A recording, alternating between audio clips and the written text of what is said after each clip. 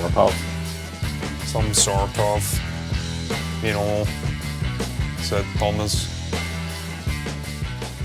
Well, hello and welcome in to this Monday's Entertainment News. I am Jonathan C. Walsh. I will be the host of this here stream for this evening, for tonight. I always struggle with that, this evening or tonight. It's tonight because it's 12 minutes to 11. To my left, joining me with the Adidas cap on is Stephen John McLaughlin. As you can see down there, it says Stephen. I can't even point. It's not working. He's the co-host of the stream for this evening. It just fucks with you. Everything's in reverse when you start using cameras. That there, Stephen. But yeah, Stephen, we're going to be discussing a variety of topics on the show tonight, on the stream tonight. We're going to start with some controversy that's erupted on the internet over the last day or so. The nominations were released, I want to say, about a month to 2 months ago for this year's inductees of the Rock and Roll Hall of Fame. Oasis were on there, Joy Division were on there. There was a whole host of other individuals picked to enter the Hall of Fame for this year. And now the would-be, I don't know what it is, journalists or the people involved in making the nominees very much part of the Rock and Roll Hall of Fame. I know with the Academy Awards, it's the Academy. I don't know who it is that actually makes these decisions. I'm sure it'll say in the article, which I did read briefly. But they've not made it. Stephen, Oasis have been snubbed for the 2025 Rock and Roll Hall of Fame. And of course, fans have had something to say about it. Liam and Noel couldn't give less of a fuck if they tried. Liam said as much 2 months ago. It's for losers, pretty much. I think that's what he said. Someone says, what if you get in? Well, I'll turn up and say it's the best thing ever. They couldn't care less about this. They're going on a massive reunion tour in the next month or so, 2 months. It's imminent. They've already done a gig by all accounts, sort of secretive gig at some club in North London. So they are just arranging plans as we speak to go on this monumental reunion tour. But Stephen, what's your thoughts on it? And what's your thoughts on Outkast and the White Stripes and acts like that being nominated in? I mean, the White Stripes I can understand. Jack White's a phenomenal musician, guitarist, sort of melodist, for lack of a better word. He has released some iconic songs in the last 20 odd years. But Outkast, I love Outkast, and we'll get into Outkast, but they're not rock and roll. They fucking aren't. Yeah, this is the thing, John, and these kind of things are set up originally for good intentions and to honour a certain specific genre. And in this case, it's the Rock and Roll Hall of Fame for rock and roll music.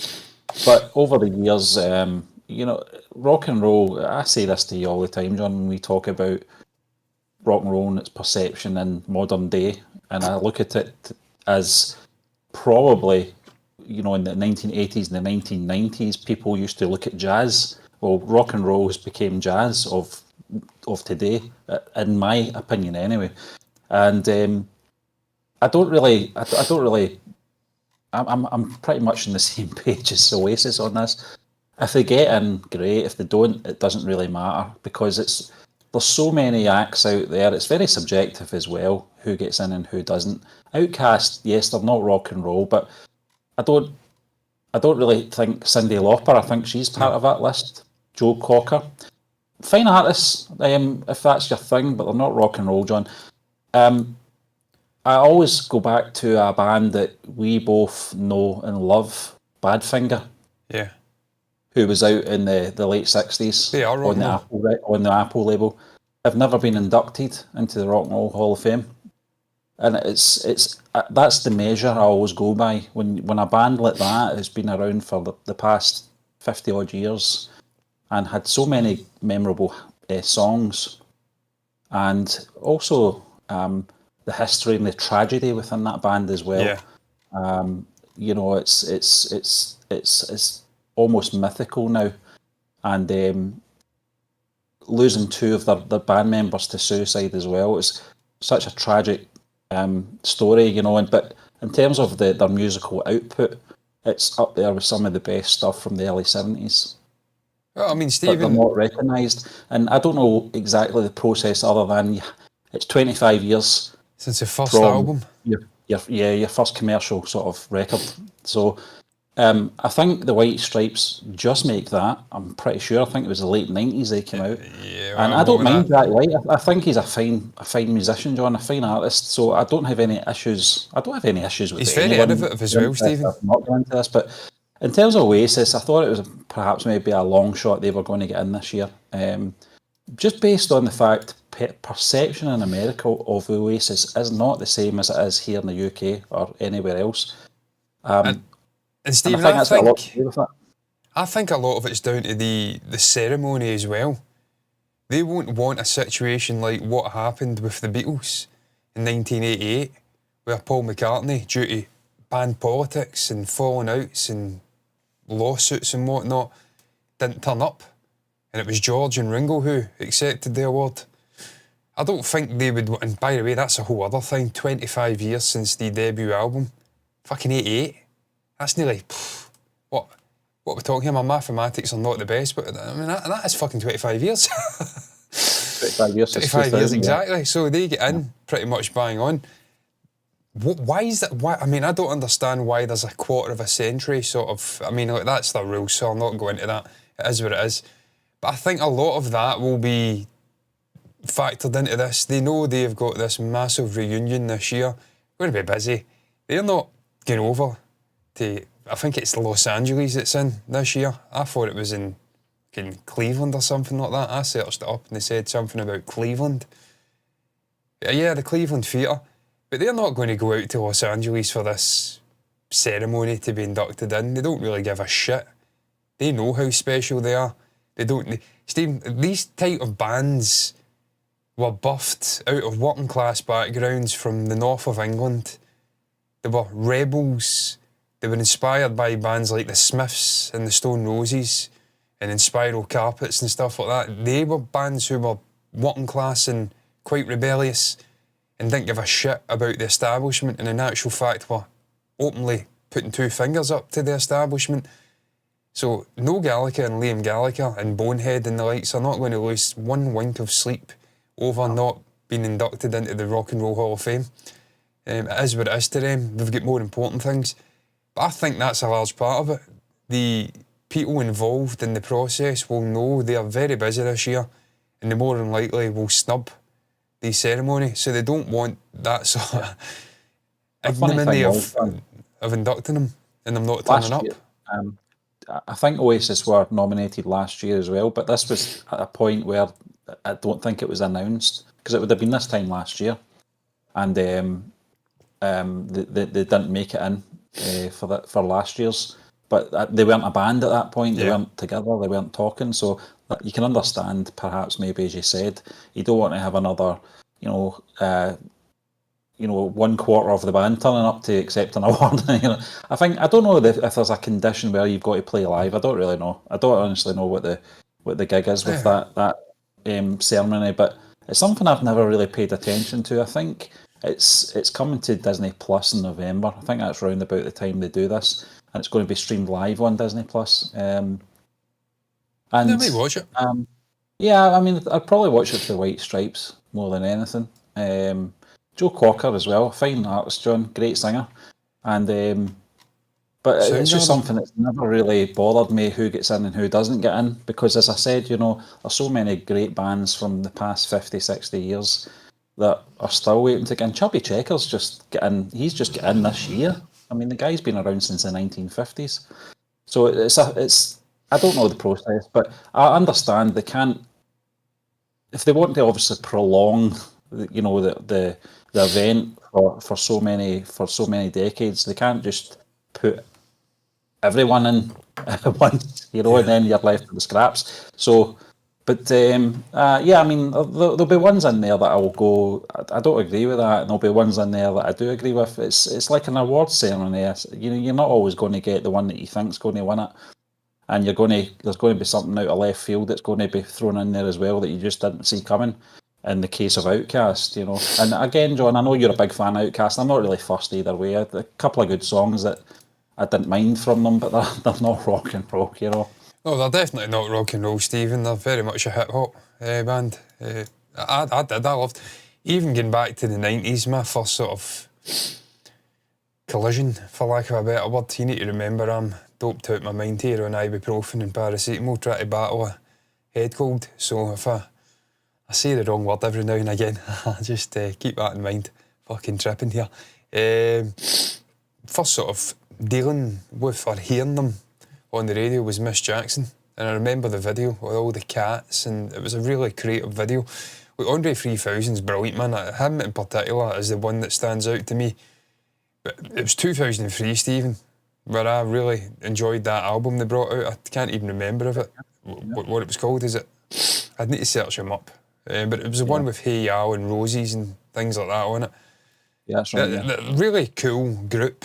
And what they did in that particular album was brilliant because they split it into two halves, and the other guy, whose name I don't even know, did his half with his own style of music, and Andre did his half with his style of music. It was really clever. So I've got no issues with Outcast. Look, there's bands in there and groups in there that have got nothing to do with rock and roll, so if they're in there, then a band that's been around since the early 90s and has been really creatively innovative and done some brilliant stuff and released some iconic songs is having to wait that long, then they certainly deserve the fucking flowers, if you like, and getting some sort of recognition. I think they should change the name, to be honest, to just Music fucking Hall of Fame, because it's clear as day when you've got Sydney Lauper in there, and she's not rock and roll either.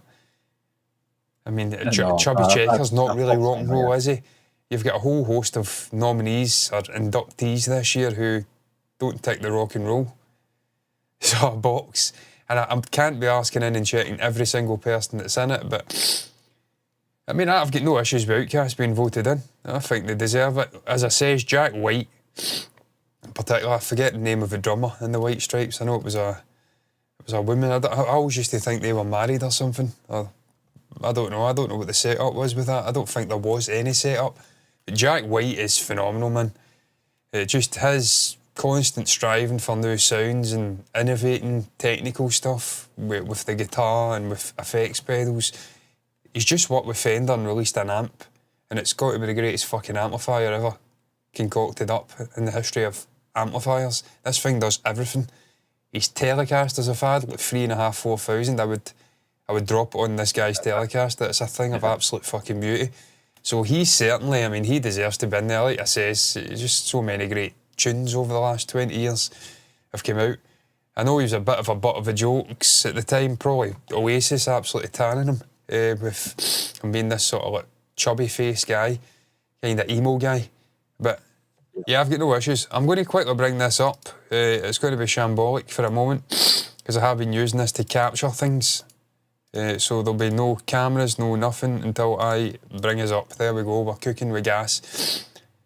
And just read some of the, I mean, first and foremost, that was Liam back in February 12. Yeah.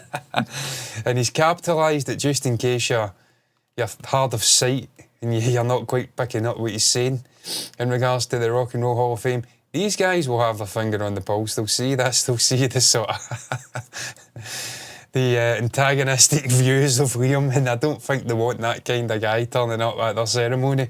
If it's getting streamed on Disney Plus, it'll be PG. They don't want Liam Gallagher there with a couple of drinks in him.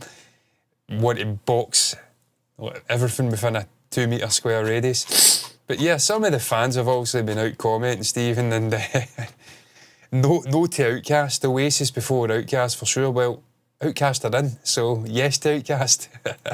And no to Oasis. You don't decide, Sunshine Breeze, with your strange fucking Roblox Wii fucking me thing. You know what I'm talking about, Stephen? Those little things you had in the Wii back in the day. You had a Wii, didn't you? Did you have a Wii? No. No, did you not? I know what you're talking about, those little sort of avatars, Yeah. How am I feeling after Oasis didn't get into the Rock and Roll Hall of Fame? How I'm feeling, I should say. Yeah, That's what it is. This is going to be a short one. I think there's not a huge amount of reactions. Isn't the Rock and Roll Hall of Fame an American thing? Oasis would then naturally be less known, apparently. You said that, Stephen. I mean, they're known, John. I mean, there's no doubt about it. I think Champagne Supernova was one of the biggest hits in the US, you know, but you're talking, you know, almost 30 years since that, or over 30 years since that song was out. Yeah, I mean, I think it's just perception more than anything. I think, you know, if this was a thing that was ran in the UK, Oasis would be probably one of the first ones in, but it is what it is, John. It's a difficult one. The Rock and Roll Hall of Fame, just billing it rock and roll pigeonholes, it kind of backs themselves into a corner. And obviously, when this first started all those decades ago, they wouldn't have seen how rock and roll's perceived now. It seems like it's sadly more old timers are into rock and roll rather than the generations coming up. But it's just one of those things, and I think that's to keep it sort of relevant with the populace. You're going to throw in, you know, bands like Outcast and things like that to sort of get that interest, I suppose. But I can't think of one act. See, the thing is, John, about Oasis and all, you got to remember that 2025 is a massive year for them, like you said. You know, with all these gigs coming up, there's a lot of pressure, and I don't mean pressure going on the stage and you know, in front of the public. I'm talking about internally. There's a lot of pressure between those two brothers. They've not spoke for, God, 16 years. And it's only really over the last year or so that they're starting to connect again. Yeah. So in terms of obviously, you know, building relations, I don't think adding the Rock and Roll Hall of Fame, attending that and performing or whatever, collecting, you know, a medal and saying thank you very much is on their radar at the moment. They've got bigger fish to fry, and that sounds very arrogant, but I think in your head it's a bigger thing what they're doing just now rather than, you know, accepting an award, which I think eventually they will get, but it just isn't this year for them. But I don't think they're that fussed, to be honest with you. No, they don't give a shit. This one I laughed at. Typical one, Outcast good, but Oasis practically invented Britpop. Mr. Trick there. Britpop is... Listen, I'm not even good. I mean, Britpop. Oasis are not fucking pop. Would distance themselves from that kind of comment. Yeah, they absolutely would. Britpop. Fucking rock and roll. I mean, they're a rock and roll band. They're as rock and roll as you're going to get. Pure, violent noise assaulting your ears. Wall of sound. Liam at the front is the most rock and roll frontman in the last fucking 40 years. If Mick Jagger's getting classed as a rock and roll frontman, then you best fucking bet Liam Gallagher's a rock and roll frontman. He's got more rock and roll in him than Mick Jagger could ever dream of having. He's you-know-what dancing, as John called it back in the day. It's not Britpop. I mean, what the fuck are we talking about? I hate that connection with Oasis and Britpop. It's bollocks. That whole Britpop thing was invented. They didn't invent it, the media invented it, creating all this nonsense between Blur and Oasis. Two totally different bands you couldn't fucking dream of finding. Blur are just so different in terms of their sound and the direction they went on. They evolved and became completely different things from the start to the end. Oasis are very much, they do their thing and they do it really well. I hate that shit, that Britpop nonsense. I mean, what's that even mean? It's fucking rock and roll and you're saying Britpop. Anyway, I digress. She's not bad looking though, so I'll let her away with it. J.W. Dawson, I think Noel is far more concerned about Man United, to be honest. What? The fuck does that even mean? Over my head. Why would they be concerned about Man United? Man United are a joke just now. They're celebrating the last minute equalisers against fucking Bournemouth. A shambles. Oasis doesn't need the accolades. They're already legends in their own minds. Fucking, they're just legends, mate. Are we sure this is Oasis fans? What the fuck is this? They're legends in their own minds. They don't need accolades. They're already legends. They give themselves the pat in the back. No, they are legends. They're not even in their own minds. In the universe in general, they are legends. Never has a band been so self-congratulatory. Fucking it, they aren't. He's not an Oasis fan then. I didn't read the last bit. Mediocre output. Oh, mate, you're a fucking twat. You're a classic Twitter troll. Is this for people to complain? And Stephen, that's really the thing. Getting back to sort of meat and bones of this charade and the conversation in general. These type of things are designed to be controversial. They make their decisions on the annual basis. They omit people. They select certain people, and it's all concocted up to create clicks. And fuck knows, we're buying into it just now, talking about it. And ultimately, we see that with film as well, with the awards ceremonies, the Golden Globes, the BAFTAs, the Emmys, the Oscars. You're never going to get one unifying decision or choice in regards to nominees and who wins things. It's all subjective. I do believe it is literally concocted up, though, just to give people the flowers and obviously create a bit of controversy, omitting bands like Oasis. Ultimately, without repeating myself, I don't think Noel or Liam give two flying fucks for the reasons already outlined. They've got much more important things on their mind just now. And really, what I would probably rather discuss, aside from them getting omitted from this fucking joke of a ceremony, I've never watched one in my life. I've looked at the highlights. Obviously, John, I think, what was it, John Lennon? Or who was it to get fucking inducted, and Sean turned up to accept on their behalf? Was that surely it wasn't John? Well, Paul McCartney inducted John in 1994. That was the famous handing over the Free as a Bird Radio love tape. Stephen, it was the Grammys. It was the Grammys. Now and then. It wasn't. It was a totally different thing. Grammys I do watch, clearly. But no, Stephen, there was news came out that Oasis had done it, and I just want to get your thoughts on this very briefly. I don't know if I can find it. Yeah, they've performed together already, Oasis. The two Gallagher brothers have performed together for the first time in 16 years, this article says, in a London members club, and they've already been creating chaos. It put me in mind of the Beatles rooftop concert without them being outdoors. But it's a similar concept. They turn up and they rock the shit out of this place, and the locals were just losing their shit, telling them to turn the noise down and whatnot. What is your thoughts on this? Because I watched a brief interview with Noel from relatively recently. May have been on some radio show or whatnot. Can't remember exactly. But the host asked him, how's the relationship with you and Liam? How's things going on? Yeah, I was in a room with him just yesterday. He's in good form. So I'm delighted to see these two guys.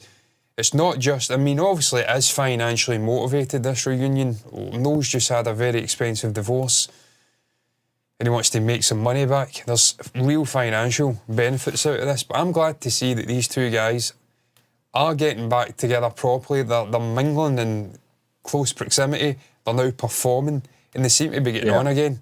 That's the big takeaway of this. It's not just about the band getting back together and how iconic it's going to be for those lucky bastards who get to see it live, but it's these two guys, finally, these two brothers, acquiescing. You see what I did there? My favourite, one of my second favourite Oasis, Live Forever's my favourite. And rebuilding a relationship with each other, because we spoke about this time and time again over the years, not even for them, but for their mother. How important it is for them to hit the nail on the head and rebuild some sort of relationship. It's great to see that they've been in close contact. They're not wanting to kick 7 shades of shit out of each other. They seem to be getting on, and now they've performed again. So that just, to me, that makes it more real that they've actually got together. If you'd said to me 2 years ago that this would have been happening, I'd have said you're off your head. Just because,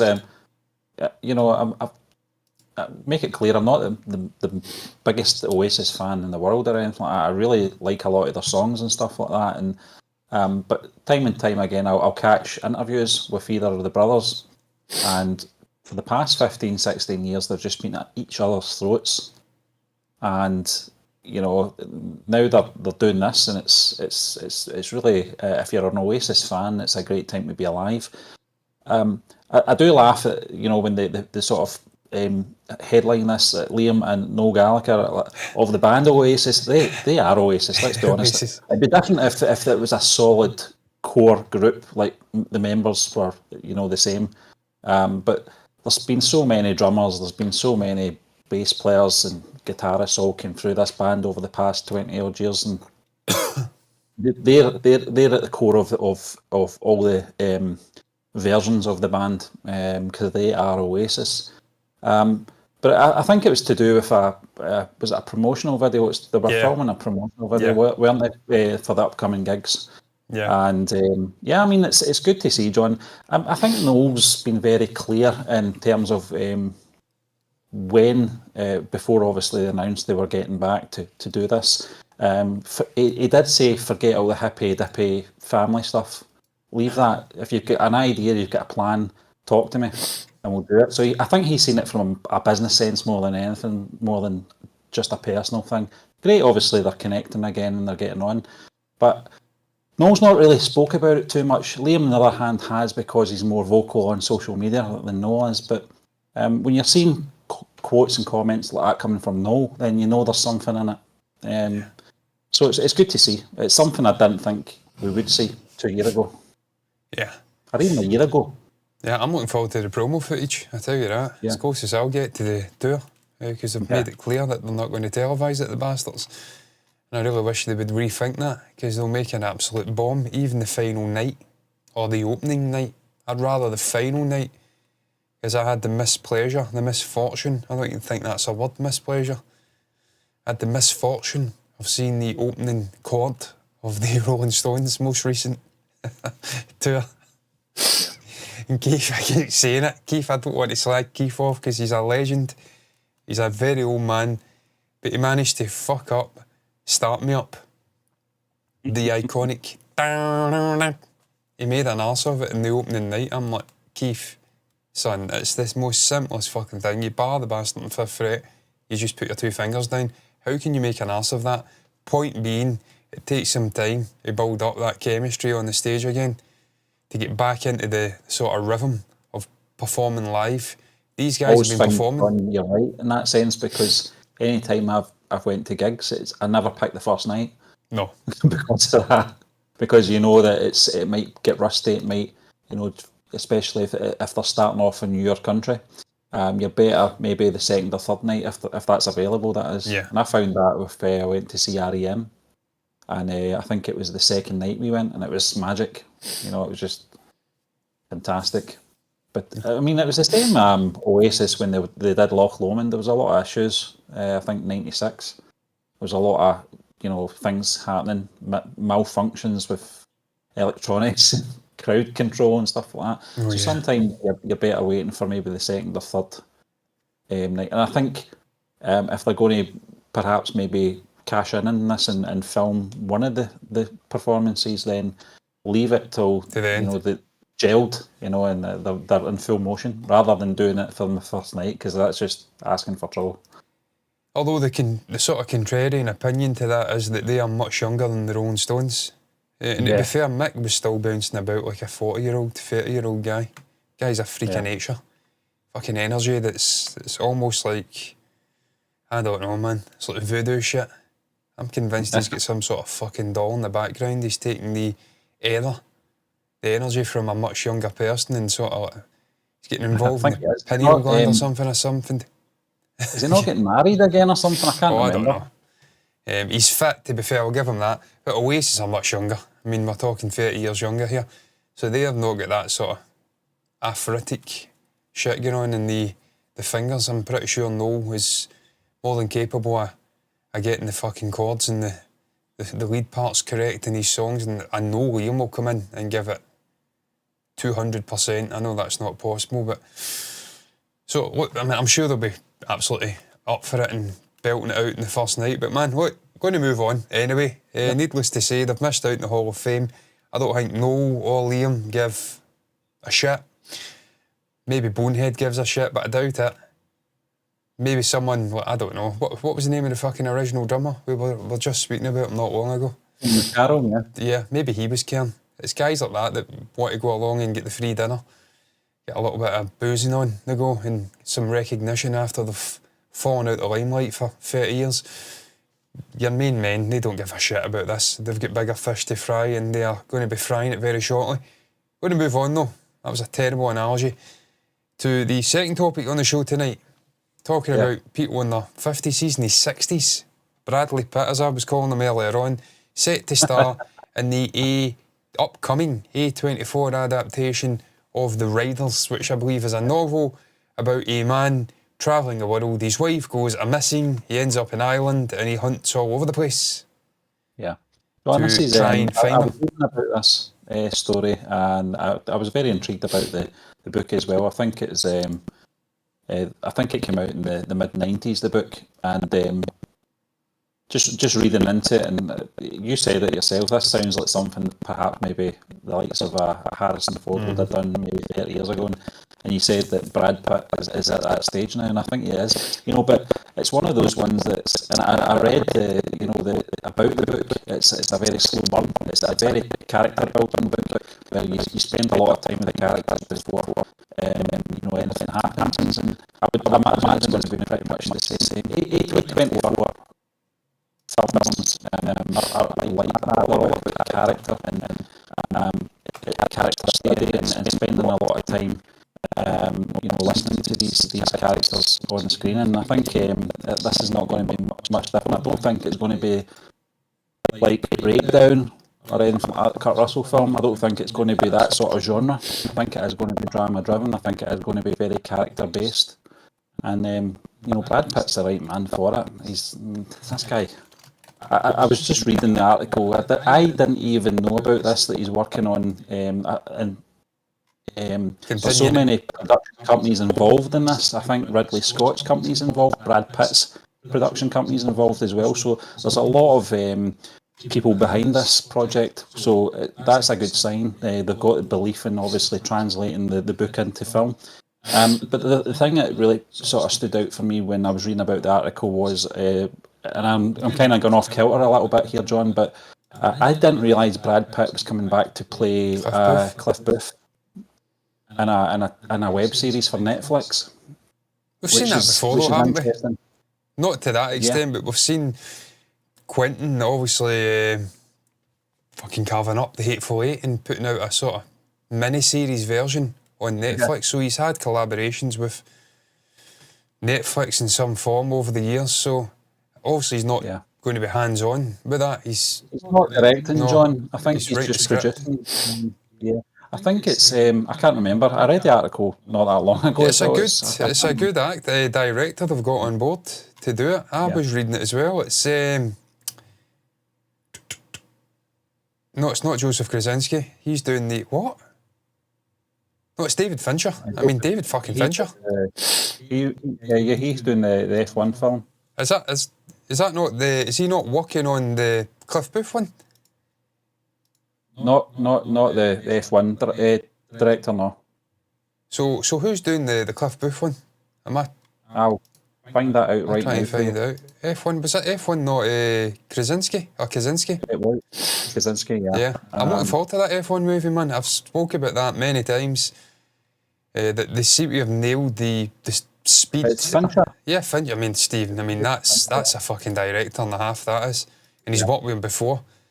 So I mean, I'm excited for the Riders, but that I didn't know about the continuing adventures of Cliff Booth either. Loved that character. That was. I mean, I really enjoyed Once Upon a Time in fucking blank on it. Jesus Christ, Hollywood. I was about to say Los Angeles. What the fuck? I really loved it, but I forgot the name. Again, paracetamol and ibuprofen in me, so slightly John's condition at the moment, for anyone that may be interested, is that he's in such a plane that he was actually writing his own Oasis songs in his head before we came on live. It was very impressive. I combined three Oasis songs together. I was talking about Some Might Say getting a re-release, and I can't remember what fucking... Cigarettes and Alcohol. Cigarettes and Alcohol. I done the intro of that and I combined it with Some Might Say.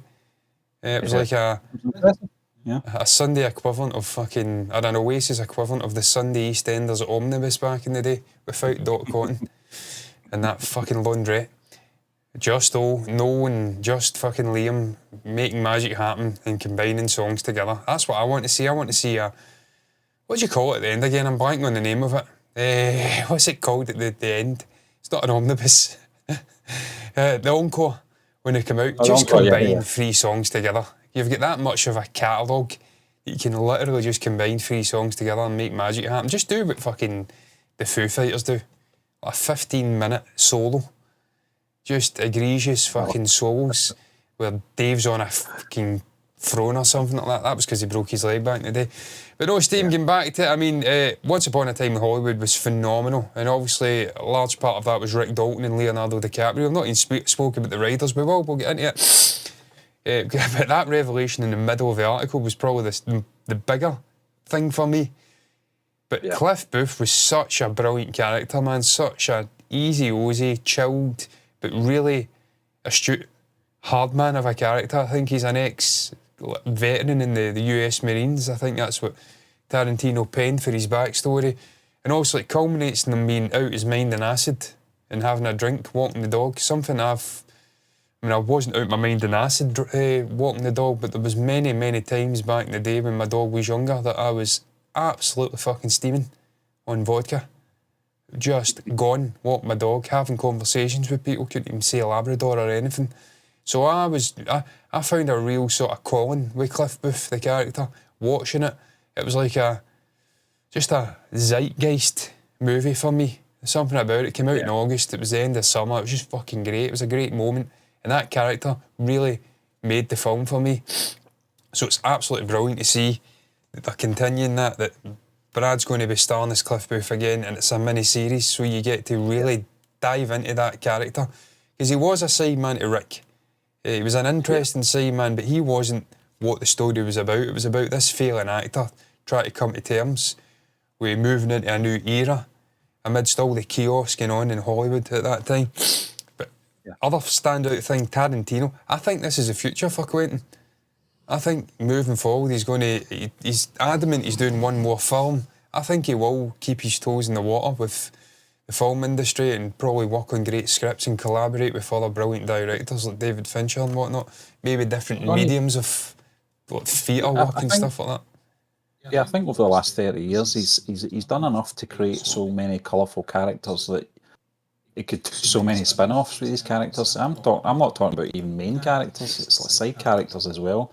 Throughout Reservoir Dogs, Pulp Fiction, Jackie Brown, you could really do something. And I think it's a great idea because there is between obviously the late 60s and perhaps just looking at sort of someone's lifespan of someone like a Cliff Booth, who'd probably have lived into probably the 1990s. Yeah, there's plenty of scope there for that character, and definitely for Brad Pitt to an out of work, over the hill stunt man, in the vein of sort of Lee Majors in The Fall Guy, something like that. And I could see it, and it's you get Fincher involved in this as well. Then, and obviously Tarantino, on his sort of so many avenues for it.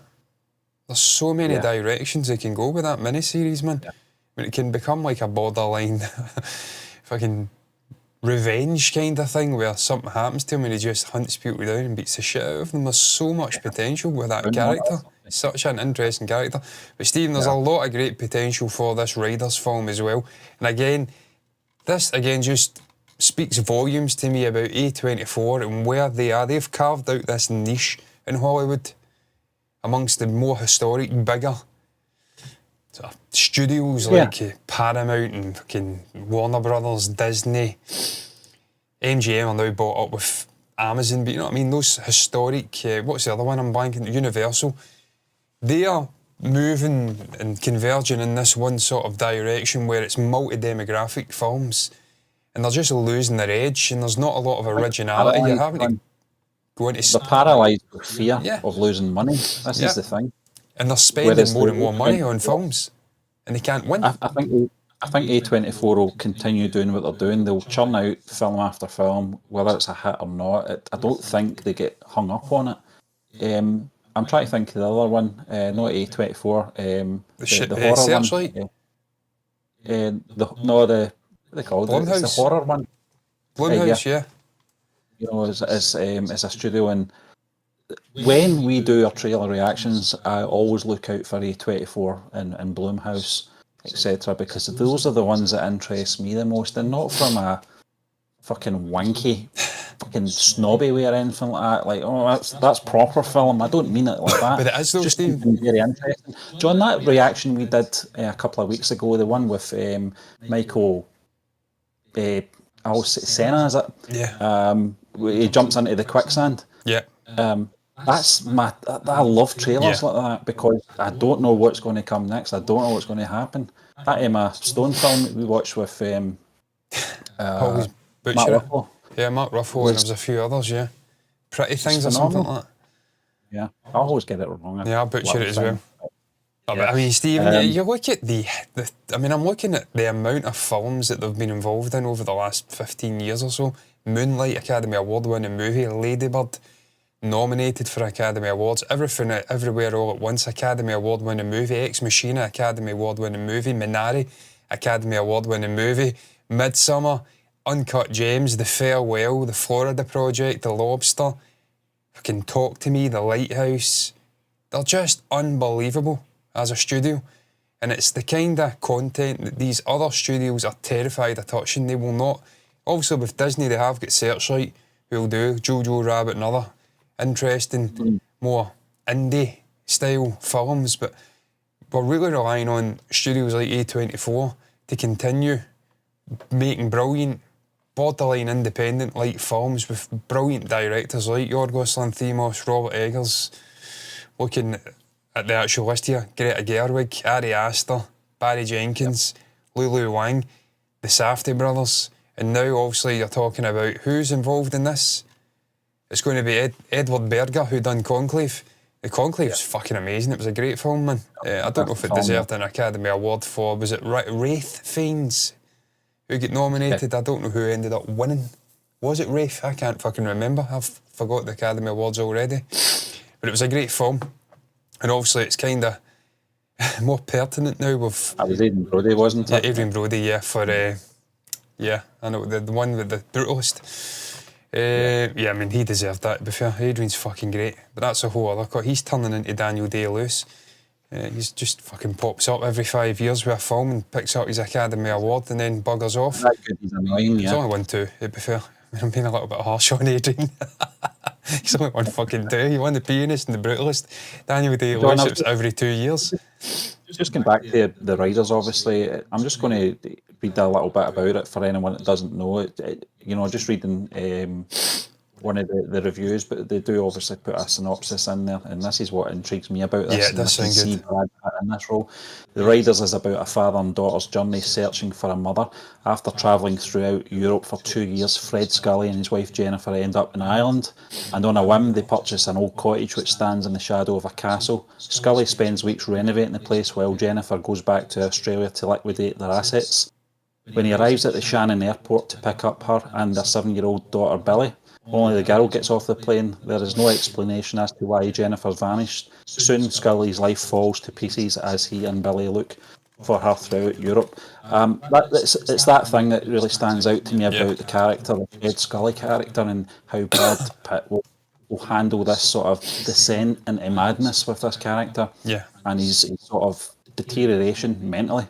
As he pursues this journey to try and find his missing wife and the explanation for it as well. I don't want to read too much into the actual story and read the novel, because I want to get into the film not knowing exactly how it plays out, and then perhaps maybe go back and read the book afterwards, because I think that's a very intriguing plot, and it's something it's we've going to seen be very done a lot, though, Steve.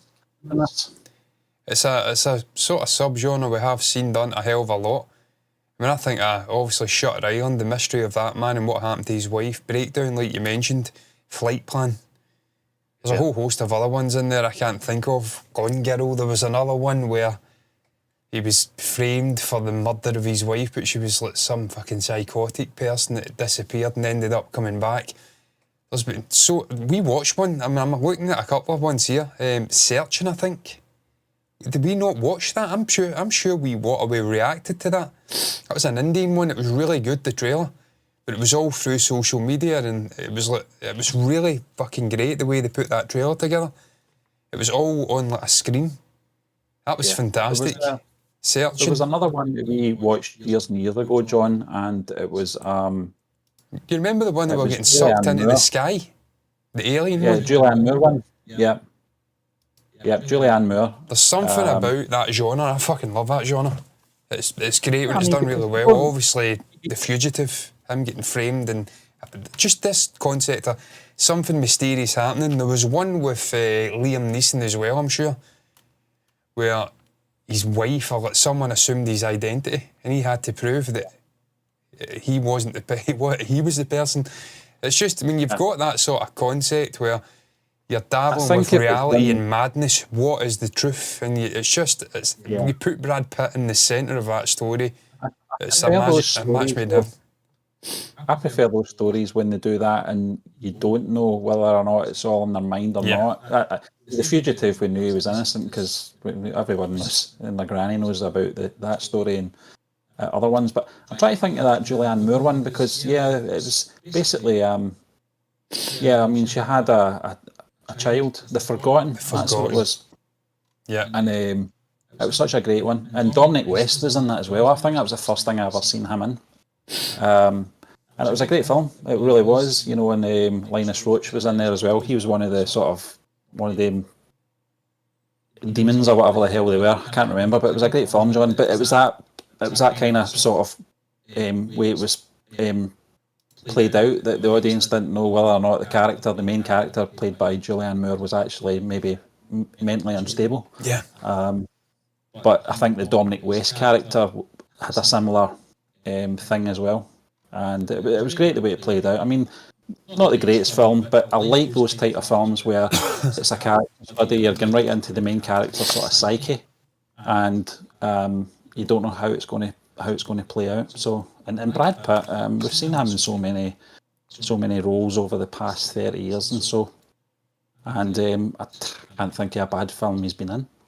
No, and he's such a varied actor as well. He can do every genre. He can do romance, he can do action, he can do historical stuff, comedy stuff, sports, Zombies. drama, everything. The guy can do absolutely fucking everything. Zombies. There's nothing the guy can't accomplish. He's such a brilliant actor. I've said it time and again, I think he is respected as an actor. But I don't think he's valued as much as he should be. I think he's still viewed as this sort of pretty boy from the 90s. And he ain't. The guy is a phenomenal actor, so knowledgeable as well. I've went down a rabbit hole with this French channel on YouTube where it's a film shop, a video shop in Paris, I think. And they get like directors and actors in, and I'm pretty sure, I can't remember who it was they had in, but they had somebody in, it may have been Fincher. And then Brad Pitt turned up. And they just go through all their favourite films and just speak about them, and the knowledge the guy's got. He's such an intelligent, knowledgeable guy. So he's the perfect. He comes across as very humble as well, John. I watched I don't know what channel it was, if it was Variety or whatever, but him and Adam Sandler were interviewing each other. And it was such a great interview. Yeah. You know, you can understand perhaps maybe Adam Sandler admiring Brad Pitt as an actor, but it was very mutual. You know, Brad Pitt had a lot of respect and a lot of admiration for Adam Sandler's career as well, particularly in his early career in stand-up and obviously on Saturday Night Live, etc. So he knew his work, he appreciated his work as well. It was just a great conversation between the two of them, and very Adam Sandler as well. I know he's not everyone's cup of tea, but even away from film and away from stand-up comedy, just listen to that guy. He's a very grounded guy. For considering, you know, how much success he's had in the past 35 years.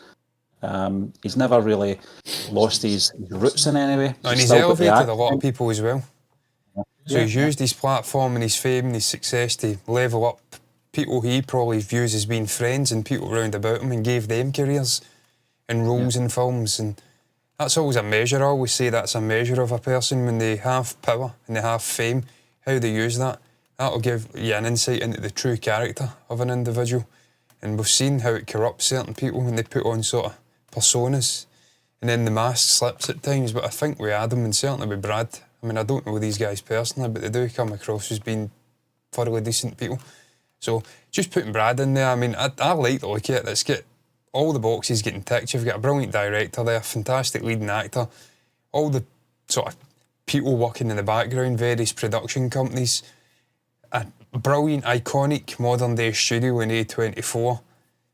I mean, this could, if it hits off right, it could be a fucking Academy Award-winning movie again. I mean, it could be brilliant. Probably won't be, but it could be. I can't think of many lemon movies that A24 have released, I have to say. I mean, some of them are a bit zany and mental, like The Lobster, but I enjoyed The Lobster. Colin Farrell, fucking brilliant. Sort of surreal, dark humour. Yeah, John, they're always interesting, and they're not. I can't say I've seen a bad one yet. In terms of box office, some will perform better than others, as you said, just because of the zaniest, theme to certain films that we do. Yeah, The Lighthouse. On the whole, I just think, that they're a studio that's just not afraid to experiment. They're not afraid to,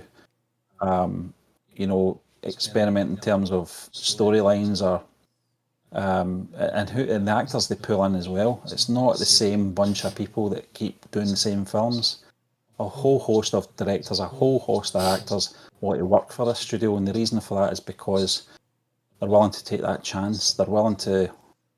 Some might say they're a version of a Netflix, like they're a mainstream in terms of studio, who will, give these projects a chance. Well, I mean, funny you mention that. Lulu Wang famously said with The Farewell in a round table that she was offered a deal from Netflix to put her movies on there, and she knocked it back because she didn't want her movies getting lost in a sea of content and becoming a background noise and never being watched. So she knocked back probably more money to go and work and produce a movie through A24.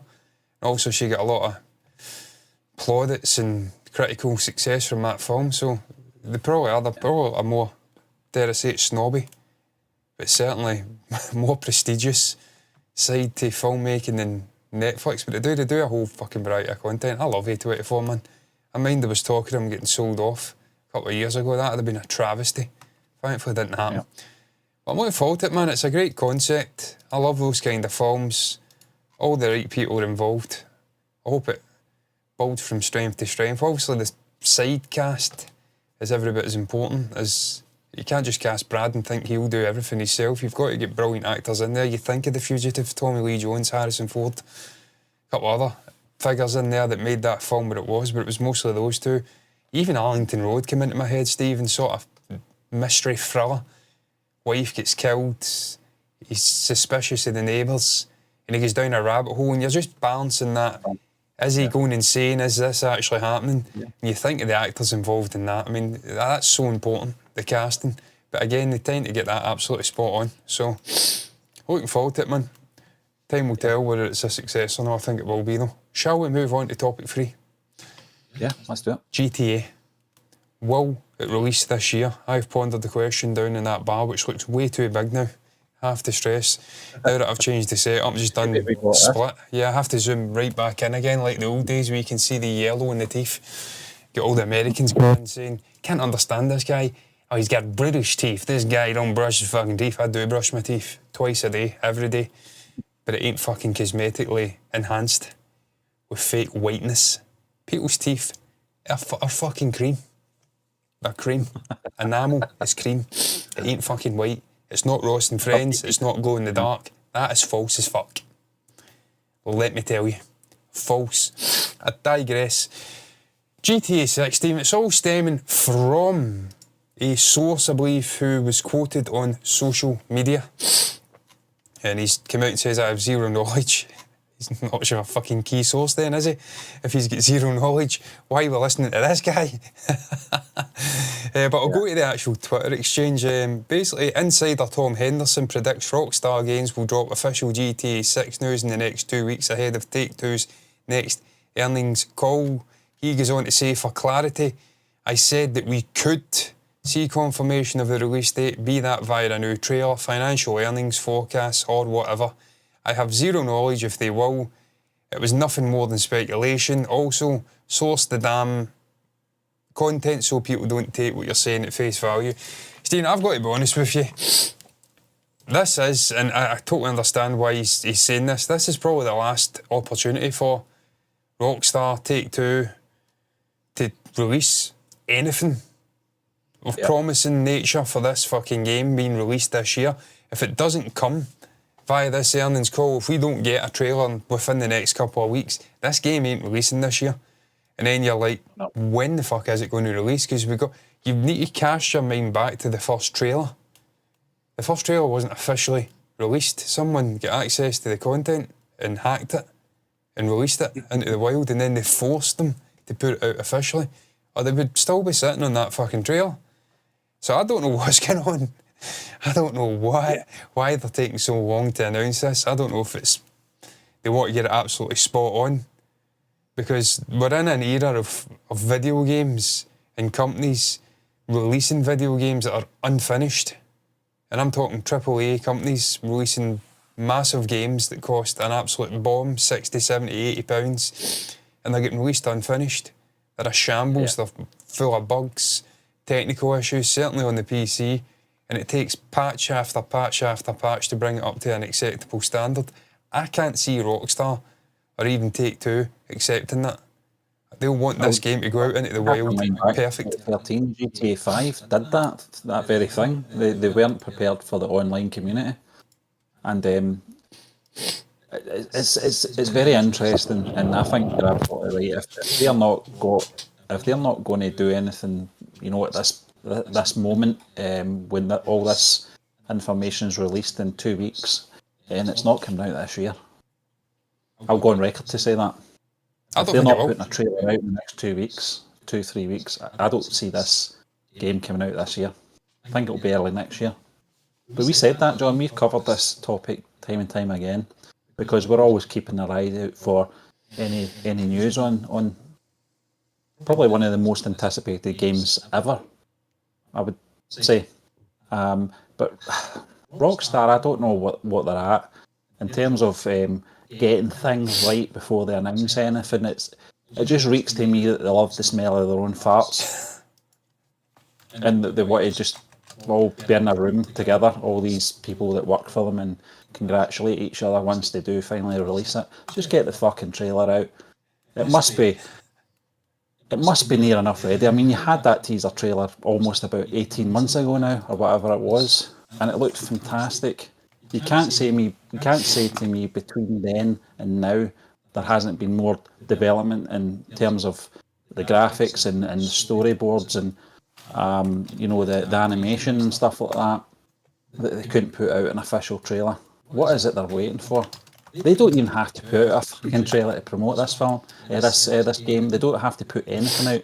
People are on board because they love the franchise, they love the game, and they know what to expect from it as well. It's not going to be a letdown in any sense. I can guarantee that. The issue that they face, though, Stephen, is that there is so much expectation on this release that people will be expecting visual innovation, gameplay innovation, story innovation. They will be expecting so much from this game if they don't deliver it. And this is the rod they've made for their own back, because if they keep leaving things and it's over a decade, that anticipation just builds. And it's not just fucking GTA, it's Red Dead Redemption. You seen what they accomplished in that game, the second one. In world, it was evolving as the story was going. There was people almost living their own lives. Visually, it was fucking stunning. It stands up to this day. People have seen what they've accomplished, and they will be expecting that on steroids for GTA 6. So there is a lot of pressure. But they need to draw a line. They need to just say, this is it. This is the trailer. This is going out. It's going out on this date, and this game is going to get fucking released on this date. They need to stop this. It's just dragging on and on and on. You think they're paralysed, Stephen? They want to get it right, and obviously you've got to wait for the next gen, consoles, etc. Because it is console based.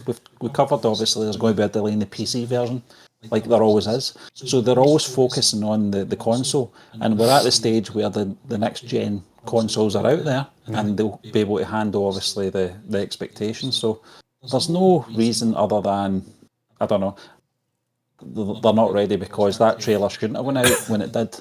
As you said, they've been forced to release some form a trailer because they had no other choice. But I just think 18 months or whatever it was down the line since that trailer came out, it just pisses people off more than anything, doesn't it? Yeah. And there's no entitlement or anything. I think you look at that game when it came out, it's been 12 years since the last GTA game. And it was such a success. And that was on Xbox 360. The 360 was still the thing at that point for Microsoft. So that's how long we've been waiting. And these games, you can only put out the best version that you can put out. But as you said, John, as the game's released and the months roll merrily forward, they can iron out little things. But I don't think it's going to be a cluster F of a game. I think it's going to be monumental, because it's probably going to be the last GTA game. I don't think they're going to do many more after it. I mean, there's so much work goes into it and it takes so long. I mean, hell man, I'll be like fucking 50 by the time the next one comes out, which is wild. I mean, how long, what sort of gap we're talking? GTA 5 initially came out 2013, 12 years ago. Yeah. So I mean, if you add that on just now, I'm fucking 48. Next one. Yeah. It's crazy. My age, yeah. Fucking mental. Yeah. And you'll be 60, Stephen. Yeah, I'll probably still be playing games at that point. I'll still be playing games when I'm 60. Fucking right, I'll never stop playing video games. All this bollocks. I get fed this shite my entire childhood, getting into my adult life about how games are bad for you, this and that. Well, they aren't, because my fucking reactions in my mid-30s are like 0.5 of a second, quicker than a fucking blink of an eye. That's because I played video games. It keeps you sharp, it keeps you mentally sharp, it keeps you physically sharp. Don't listen to it. It's bollocks. You also had a grandfather who played the Commodore 64 into his 60s, so there you are. Yeah, that's what it's about. It's about enjoyment. If you enjoy playing games, then play games. Doesn't matter how old you are. I mean, unless you're playing competitively online, in which case it probably does matter. Because once you start getting into your 60s, you're not competing with an 18-year-old. I'm clinging on barely. What you've got to ask is, and you're asking the question, will GTA 6 release this year? Here's the question I'm going to ask you. Do you think there'll be a trailer in 2 weeks' time? No, absolutely That's not. the answer to that then. And then the next earnings call is August, at which point it would be like what was the name? They released Oblivion remastered, and it was almost like, not a blind release, but it was like I can't recall what the terminology was they were using. They basically just put it out into the wild without warning. They're not going to do that with GTA. I'm looking at the previous 4 GTA games as release date. GTA 5, 2013, 17th of September. GTA 4, that was the one outlier, 29th of April 2008. GTA 3 and Vice City, 29th of October and 22nd of October 2001 and 2002. So they're usually the end of the year, October, September. So it's possible they could still release it. And like you said, you don't really need much promotion for this. This sells itself. This one will make billions upon billions upon billions when it comes out. Because the anticipation, just from the brand, it's the equivalent of, I don't even know a fucking example in film. It's not even like Tarantino or Nolan releasing a film, because it's bigger than that. Yeah.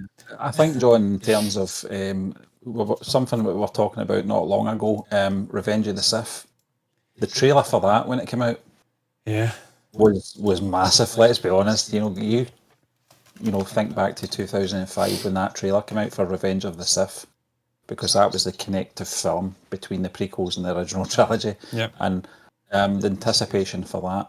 So I would put it on sort of the same sort of level as that. This is massive, this game, and the trailer for it is going to be massive as well. It's going to be I think it's going to be one of the most watched game trailers ever.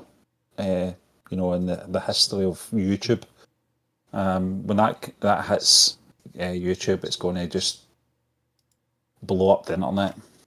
Yeah, just talking about Revenge of the Sith very, very briefly. Apparently, it's taken in an fucking hell, I can't even speak. Estimated $42.2 million at the worldwide box office in this re-release already, 1 weekend. $42.2 million. That's fucking crazy.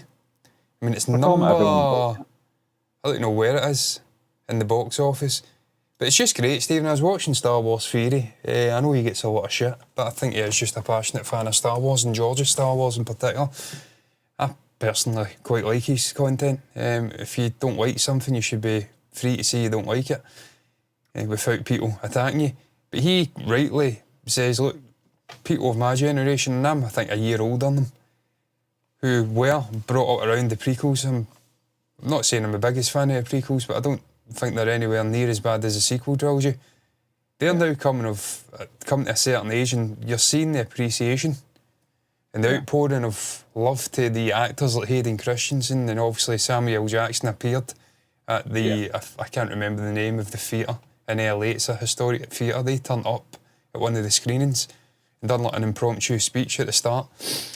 It's just great to see these people finally being appreciated, because look, Hayden got a lot of shit back in the day. I think a lot of it was unjustified. It wasn't his fucking fault. The dialogue was clunky. Again, it's public perception as well, and where it's placed in history, in the history of film.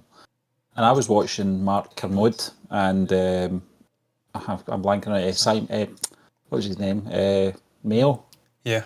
Is that his sidekick that do the film reviews? Yeah. Mark Kermode's fucking great. Yeah. He was talking about his initial review and how he said it's not Simon the worst Bale, film he saw, but it's not great either. But he was talking about obviously the re-release, and he was talking about his son, who was just a kid when it first came out, and his son said something very interesting to him. He says, "Dad, when that film came out, you were part of the original trilogy fan base, but these films were meant for my generation. Yeah. But we had the pressure of the generation before, i.e. you, Dad, of saying how bad these films were in comparison to the original. So there was an unfair sort of judgment on the prequels at the time. Yes, of course, the dialogue was clunky. Some of the visual effects were poor, particularly in Attack of the Clones, but there was a story there. You know, there was a beginning, a middle, and an end, and it led into those original. Some great characters, iconic characters. Great actors. Count Dooku, Christopher Lee, fucking brilliant character. One of my favourite characters in all of Star Wars. Just his dueling technique, the way that he spoke, just an incredible. One of my favourite scenes in Star Wars, I think it's Attack of the Clones at the end, when he defeats Anakin and obviously Obi-Wan, and he goes onto that ship and goes back to Coruscant to speak to the Emperor. The music, Williams scoring, just a brilliant character. It was a pleasure to see that guy in that Star Wars film. His interactions with Ewan McGregor's Obi-Wan was fantastic, and on Geonosis, I think it was. Yeah. Oh my God, they've gone through Father's time. Yeah, it's a fantastic line, you know, and just his presence. He was doing Lord of the Rings simultaneously, wasn't he, at the same time? And he's fucking 70s or something at the time, 80s, which is crazy. Steve, I've been going down a rabbit hole with the prequels. I've found a new appreciation for them. The sort of lightsaber battles are fucking brilliant. There was a video I was watching, it's like a 4K remastered Duel of Fates. Some of it's a bit cheesy, but the fucking choreography and the music and just it's brilliant. Absolutely. Well, I've got an idea for our next podcast. It's going to be something along those lines, the Star Wars prequels revisited. Yeah. We did the reviews, John, when we first started their YouTube channel back in the day, 7 Days of Star Wars, or what the fuck we called it. And we reviewed all Star Wars films. I think it'd be interesting to re-listen to those. I think they were actually audio, weren't they? I always rated Revenge of the Sith higher than the other two. I think Phantom Menace I rated above Attack of the Clones. But Revenge of the Sith, I maintain, is in the conversation with the originals. It's not as good as Empire Strikes Back or A New Hope, but it's certainly in and about Return of the Jedi. No danger.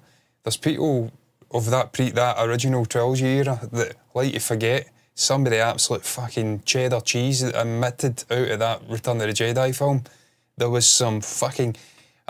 I've got a legion of my best troops down in the Forest Moon. You'll find this stiff staff quite operational. Best fucking troops. Really? Really, Chief? They get defeated by fucking teddy bears? Come on, man. Come on. You're not going to seriously tell me that's any worse than the Revenge of the Sith. Fuck off. No way. Best legion. Legion of my best troops. Fucking Ewoks. Jesus Christ, George. So no, I mean, I've always rated Revenge of the Sith quite high. Steve, I've seen it in the theatres, man. I know the Mustafar stuff, some of the choreography, like them like swiping and not hitting, but there's like backstory and lore into why that is the case. Their styles are so similar they're don't kind understand of why they didn't put Kashyyyk in there. Stephen missed it. Stephen went to the toilet, came back and missed the whole Kashyyyk fucking sequence. Yeah. There's some cheesy moments in the All 2 prequel minutes trilogy. of it. Yeah.